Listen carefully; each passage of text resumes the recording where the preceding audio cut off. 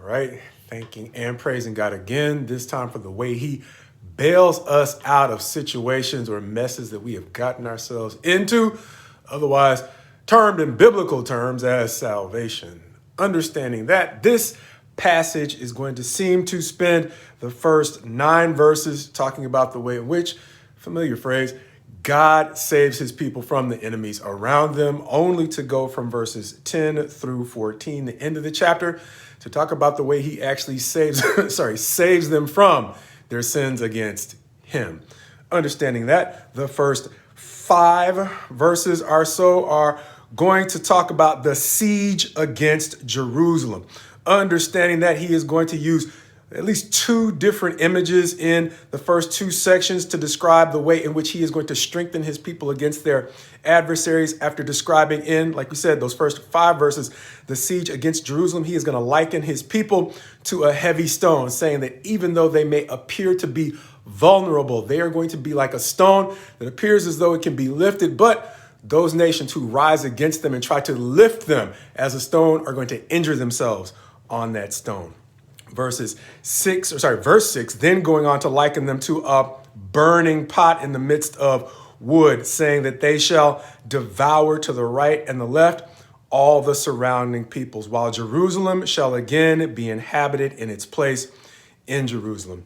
Verses 7 through 9, then going on to say that Judah will join with them, but they will get glory first, so that their glory in no way is exceeded by the glory of Jerusalem, saying that, the passage I quoted recently in verse 8, on that day the Lord will protect the inhabitants of Jerusalem, so that the feeblest among them on that day shall be like David, and the house of David shall be like God, like the angel of the Lord going before them.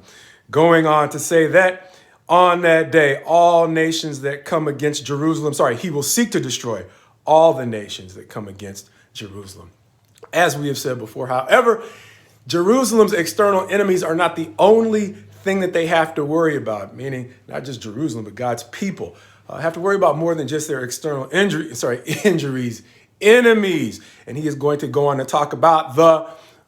grace that they are going to need to account for the sins that they likewise have committed, as we mentioned, against God. Verse 10 reading, and I will pour out on the house of David and the inhabitants of Jerusalem a spirit of grace and pleas for mercy, so that when they look on me, on him whom they have pierced, they shall mourn for him. As he goes on to itemize the mourning of the tribes and the families and even the and even the wives in the nation, to say that each will mourn alone for the sins that they have committed against the one they have pierced, seeming to once again give us another chapter in Zechariah, pointing forward to the Christ. This time giving us another perspective on a relatively familiar concept, and that's the concept of needing to be saved from ourselves as much as we need to be saved from our enemies. Understanding in the last chapter the way in which God had a period in Israel's history in which he gave his people over to self-destruction. This time we see him saving a people who destroyed themselves through the way they lashed out against his Christ. Understanding that, as we sometimes say, he did not save his people from their problems so that they can then become the problem. As chapter 13 reminds us that his salvation in chapter 12 is quite possibly only talking to the remnant. Chapter 13 addressing the third that remains after God removes the wicked from among his people. Recalling in chapter 7 the way in which God exposed among his people those who were his people in name, but in practice were actually living for themselves, pursuing their own interests in a way that actually unnecessarily harmed God's people.